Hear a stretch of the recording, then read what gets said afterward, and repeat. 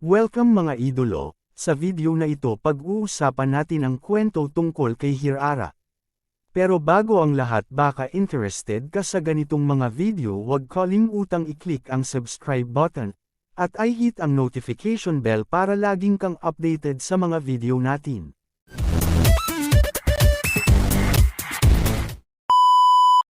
Sa malalim na bahagi ng Cadia Riverlands, kung saan nakatago ang sinaunang samahan ng mga ninja na tinatawag na Scarlet Shadow, isinilang ang isang batang babae na may tahimik ngunit mabigat na kapalaran.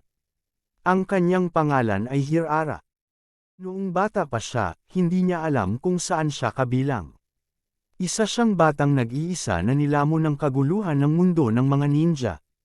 Sa isang pagkakataon kung saan malapit nang mawala ang kanyang buhay, isang mandirigmang Scarlet ang dumating upang iligtas siya, si Hanabi, ang tagapagmana ng Scarlet Sect. Para kay Hanabi, maaaring isa lamang itong simpleng pagtulong. Ngunit para kay Hirara, iyon ang araw na nagbago ng lahat. Mula noon, ipinangako ni Hirara sa sarili. Ang buhay na ibinigay sa akin ay babayaran ko, hindi gamit ang salita, kundi gamit ang aking lakas. Lumaki siya sa ilalim ng mga anino ng Scarlet Shadow. Tinuruan siyang gumalaw ng parang hangin, umatake na parang kidlat, at magtago sa dilim. Ngunit habang ang ibang ninja ay naghahangad ng kapangyarihan at karangalan, iisa lamang ang nasa puso ni Hirara, ang protektahan ng taong nagligtas sa kanya. Sa kanyang paglaki, nalaman niya ang tungkol sa isang maalamat na sandata, ang kambal na pamaypay na may senador at Kerizo. Hindi ito basta armas lamang.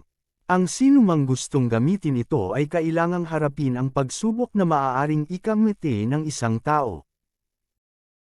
Upang makuha ang kapangyarihang iyon, pumasok si Hirara sa isang lugar na tinatawag ng marami na impyerno, isang lugar kung saan sinusubok ang katawan, isip, at kaluluwa. Doon niya nakita ang tunay na presyo ng kapangyarihan. Marami ang sumuko, marami ang nawala, ngunit si Hirara ay nagpatuloy. Hindi dahil gusto niyang maging pinakamalakas, kundi dahil ayaw niyang may mangyari kay Hanabi. Pagbalik niya sa Scarlet Shadow, hindi na siya ang dating batang mahina.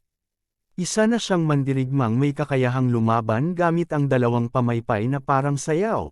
Maganda tingnan, pero bawat galaw ay may dalang kamatayan.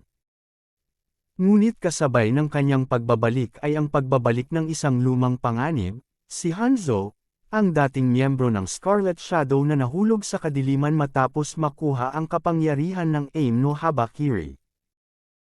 Para sa marami, si Hanzo ay isang halimaw.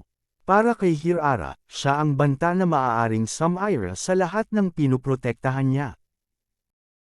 Kaya mula noon, si Hirara ay lumaban hindi bilang isang bayani, kundi bilang isang anino. Isang aninong nagbabantay sa likod ng Scarlet Flower. Isang mandirigmang may pusong puno ng utang na loob. At isang ninja na handang mawala sa dilim basta mailigtas ang liwanag na minsang nagligtas sa kanya. Siya si Hirara, ang Fallen Scarlet. Maaaring mawala ang aking pangalan, ngunit mananatili ang aking liwanag.